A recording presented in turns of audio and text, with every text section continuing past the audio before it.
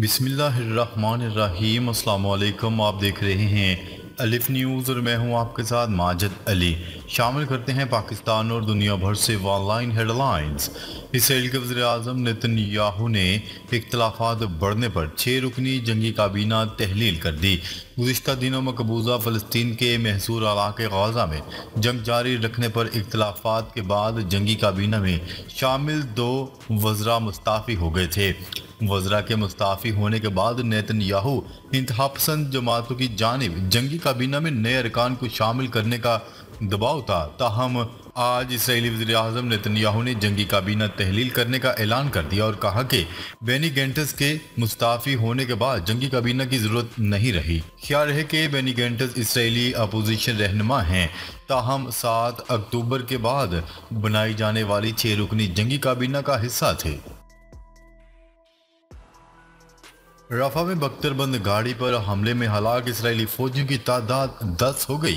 Rafah میں اسرائیلی فوج کی بختر بند گاڑیوں پر حملے کے نتیجے میں ہلاک ہونے والے اسرائیلی فوجیوں کی تعداد 10 ہو گئی۔ عالمی خبرساں ادارے کی رپورٹ کے مطابق گزشتہ روز حماس کے مزاحمتی گروپوں نے رفح میں ہونے والی کارروائیوں کی ذمہ داری قبول کرتے ہوئے بتایا تھا کہ بختر بند گاڑی کو دھماکے سے اڑایا گیا، جس میں واقعہ پر ہی 8 اسرائیلی فوجی ہلاک ہو گئے تھے۔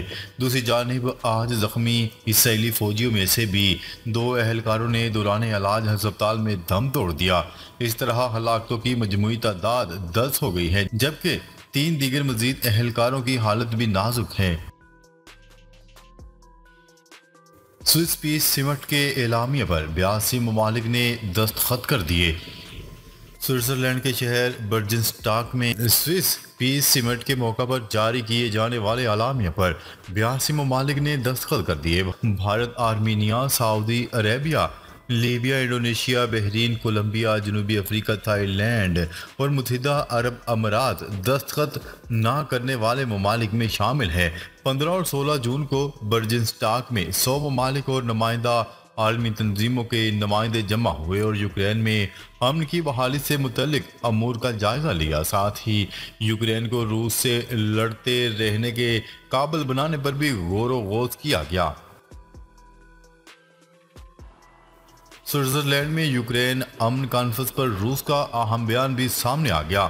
روس نے کہا ہے کہ سوئٹزرلینڈ میں یوکرین کانفرنس کے نہ ہونے کے برابر نتائج مرتب ہوئے ہیں۔ سوئٹزرلینڈ میں یوکرین امن کانفرنس کے انعقاد پر کریملن کا بیان سامنے آ گیا۔ ترجمان روسی حکومت کا کہنا ہے کہ روس کی شمولیت کے بغیر یوکرین امن کانفرنس کا انعقاد فضول رہا۔ ان کا کہنا تھا کہ یوکرین پر مذاکرات کے خواہش مند تمام ممالک سے بات چیت میں اپنا موقف بتانے کے لیے تیار ہیں۔ ادھر غیر ملکی خبرساں ادارے کی رپورٹ کا کہنا ہے کہ سوئٹزرلینڈ میں 15 اور 16 جون کو منعقد کانفرنس میں 90 سے زائد ممالک نے شرکت کی تھی۔ امریکی صدر جو بائیڈن کا عید الاضحیٰ پر مبارکباد کا پیغام، غزہ جنگ بندی پر زور۔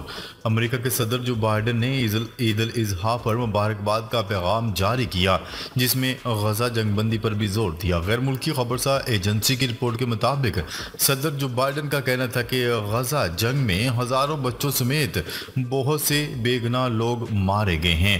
امریکی صدر نے کہا کہ 3 مراحل پر مشتمل غزہ جنگ بندی تجاویز غزہ میں تشدد اور جنگ کا خاتمہ کر سکتی ہیں۔ انہوں نے یہ بھی کہا کہ اسرائیل اور حماس پر جنگ بندی معاہدہ قبول کرنے کے لیے دباؤ ڈال رہے ہیں۔ معاہدے کے بغیر جنگ ختم نہیں ہوگی، اسرائیل کا حماس کو 2 ٹوک پیغام۔ ایک اسرائیلی اہلکار کا کہنا ہے کہ غزہ کی پٹی میں کسی بھی قسم کی جنگ بندی معاہدے کے بغیر نہیں ہوگی۔ اسرائیلی عہدیدار کا یہ بیان ایک ایسے وقت میں سامنے آیا ہے جب دوسری طرف غزہ میں جاری جنگ کے نتیجے میں اموات کی تعداد 37,000 سے تجاوز کر چکی ہے۔ اسرائیلی عہدیدار نے ثالث ممالک کے ذریعے حماس کو پیغام بھجوایا ہے کہ غزہ میں جنگ بندی معاہدے کے بغیر ممکن نہیں۔ ترک صدر رجب طیب اردوان کا مختلف عالم اسلام کے رہنماؤں سے ٹیلی فونک رابطہ۔ صدر رجب طیب اردوان نے اسلامی ممالک کے رہنماؤں سے ٹیلی فون پر بات چیت کی اور انہیں عید الاضحیٰ کی مبارکباد پیش کی۔ तुर्क सदर रजब तैयब एर्दोगान ने मुत्तहिदा अरब अमारात के सदर मोहम्मद बिन ज़ैद अल नहयान से टेलीफोन पर बातचीत की। सदर के इतलाती डायरेक्टर की तरफ से जारी करदा बयान के मुताबिक तुर्क सदर रजब तैयब एर्दोगान ने मुत्तहिदा अरब अमारात के सदर से टेलीफोनिक राब्ते में मकबूजा फ़लस्तीनी सरजमीन में जहाँ खून और आंसू जारी हैं, अमन और सुकून के साथ तासीलात मनाने की ख्वाहिश का इजहार किया। टेलीफोनिक राब्ते के दौरान एर्दोगान ने मोहम्मद बिन ज़ैद अल नहयान और मुत्तहिदा अरब अमारात के तमाम लोगों को ईद उल अज़हा की मुबारकबाद दी। तुर्क सदर रजब तैयब एर्दोगान ने सऊदी अरब के वली अहद शहजादा मोहम्मद बिन सलमान और फिर इराकी वज़ीर आज़म अब्दुल लतीफ़ रशीद और फिर मलेशिया के वज़ीर आज़म एनोर इब्राहिम से भी टेलीफोन पर बातचीत की और इन्हें ईद उल अज़हा की मुबारकबाद पेश की। सिख रहनुमा गुरबचन सिंह पन्नू के कत्ल की मनसूबाबंदी में मुलव्वस भारतीय अमेरिका के हवाले। अमेरिकी अखबार का कहना है कि सिख रहनुमा गुरबचन सिंह के कत्ल की मनसूबाबंदी में मुलव्वस भारतीय को अमेरिका के हवाले कर दिया गया। अमेरिकी अखबार के मुताबिक भारतीय शहरी निखिल गुप्ता पर अमेरिकी शहरी गुरबचन सिंह पन्नू को कत्ल करने की मुबैना साजिश का इल्ज़ाम है।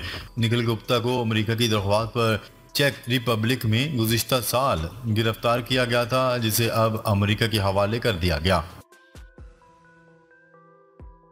इमरान खान और शाह महमूद कुरैशी को जेल में ईद की नमाज पढ़ने ना दी गई, ज़ैन कुरैशी का दावा।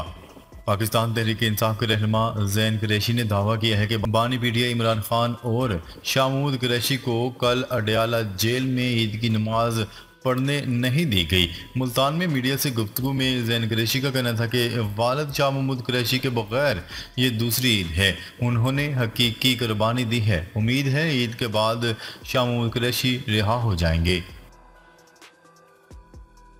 कतर में मुज़ाकरात का तीसरा दौर 30 जून को होगा, तालिबान शिरकत पर आमादा। गुज़िश्ता मरतबा अफ़गानिस्तान पर अक़वाम मुत्तहिदा के मुज़ाकरात में शिरकत से इनकार करने वाले अफ़गान तालिबान हुकाम इस माह कतर में होने वाले मुज़ाकरात के तीसरे दौर में शिरकत करेंगे। खबरसार इदारे की रिपोर्ट के मुताबिक अफ़गानिस्तान के लिए गैर मुल्की नुमाइंदा ख़ुसूसी की कॉन्फ्रेंस में तालिबान हुकूमत की शिरकत गुफ्तगू के पहले दौर में शिरकत ना करने और फरवरी में होने वाले दूसरे दौर में शिरकत से इनकार की वजह शकूक व शुबहात का शिकार थी। हुकूमत के तर्जमान जबीला मुजाहिद ने AFP को बताया कि मुज़ाकरात का वफ्द अमारात इस्लामिया का वफ्द अगली दोहा कॉन्फ्रेंस में शिरकत करेगा। 20 जून को साल का तवील तरीन दिन जबकि मुख्तसर तरीन रात होगी। 1 जुलाई के बाद दिन का दुरानिया बतदरीज कम होना शुरू हो जाता है और 22 सितंबर को दिन और रात का दुरानिया तकरीबन बराबर होता है, जबकि इसके बाद रातों के दुरानिये में इजाफा और दिन का दुरानिया मुख्तसर होना शुरू हो जाता है। 22 दिसंबर साल का मुख्तसर तरीन दिन और रात तवील तरीन होती है। बेशतर इलाके शदीद गर्मी की लपेट में, दर्जा हरारत मजीद बढ़ने का इम्कान। महकमे मौसमियात के मुताबिक सबसे ज़्यादा दर्जा हरारत सिब्बी में 49 सेंटीग्रेड, लाहौर 45, इस्लामाबाद 44, पेशावर 43, कराची का दर्जा हरारत 37 डिग्री सेंटीग्रेड तक पहुँच सकता है। महकमे मौसमियात का मजीद कहना था कि जनूबी पंजाब और मुल्क के दीगर हिस्से भी गर्मी की शदीद लपेट में रहेंगे। भारत की रियासत मगरबी बंगाल में मालगाड़ी मुसाफिर ट्रेन से टकराने के नतीजे में 13 अफराद हलाक और 30 से ज़ायद जख्मी हो गए। भारतीय मीडिया की रिपोर्ट के मुताबिक पीर की सुबह एक मालगाड़ी किचन जंगा एक्सप्रेस ट्रेन से जा टकराई, जिसके नतीजे में 3 बोगियां पटरी से उतर गईं और चंद बोगियां एक दूसरे पर चढ़ गईं। अरफात के दिन मक्का और हज मकामात पर आज़मीन को 1 अरब लीटर पानी की फ्राहमी। सऊदी नेशनल वाटर कंपनी का कहना है कि अरफात के दिन मक्का और हज मकामात पर पंप और तकसीम किए जाने वाले पानी की मिकदार तकरीबन 1 अरब लीटर तक पहुंच गई। SPA के मुताबिक बयान में कहा गया है कि हज मकामात पर 286 मिलियन लीटर पानी इस्तेमाल होता है, जबकि 704 मिलियन लीटर से ज़्यादा मक्का के पब्लिक वाटर सिस्टम के ज़रिए तकसीम किया जाता है। कंपनी का कहना था कि इसके آپریشنز اور پانی کی فراہمی کا آغاز عازمین کی خدمت کے لیے پیشگی طے شدہ منصوبے کے مطابق تھا۔ سعودی عرب میں شدید گرمی، اردن اور ایران کے 19 عازمین جاں بحق۔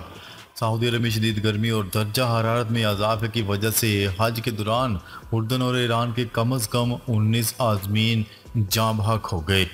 AFP کی رپورٹ کے مطابق اردن کی وزارت خارجہ نے اپنے ایک بیان میں کہا ہے کہ حج کے مناسک کی ادائیگی کے دوران 14 اردنی عازمین کی موت واقع ہو گئی، جبکہ 17 ابھی تک لاپتہ ہیں۔ پاکستان نے ICC T20 ورلڈ کپ 2026 کے لیے کوالیفائی کر لیا۔ قومی کرکٹ ٹیم کو اب T20 ورلڈ کپ 2026 کے لیے کوالیفائر راؤنڈ نہیں کھیلنا پڑے گا۔ پاکستان کے ساتھ نیوزی لینڈ اور آئرلینڈ نے بھی T20 انٹرنیشنل رینکنگ کے باعث کوالیفائی کر لیا۔ میزبانی کے طور پر بھارت اور سری لنکا نے بھی آئندہ ورلڈ کپ کے لیے کوالیفائی کر لیا ہے۔ ناظرین، اب تک کے لیے اتنا ہی۔ مزید خبریں لے کر بہت جلد آپ کی خدمت میں حاضر ہوں گے۔ تب تک کے لیے اپنا خیال رکھیے گا۔ اللہ نگہبان۔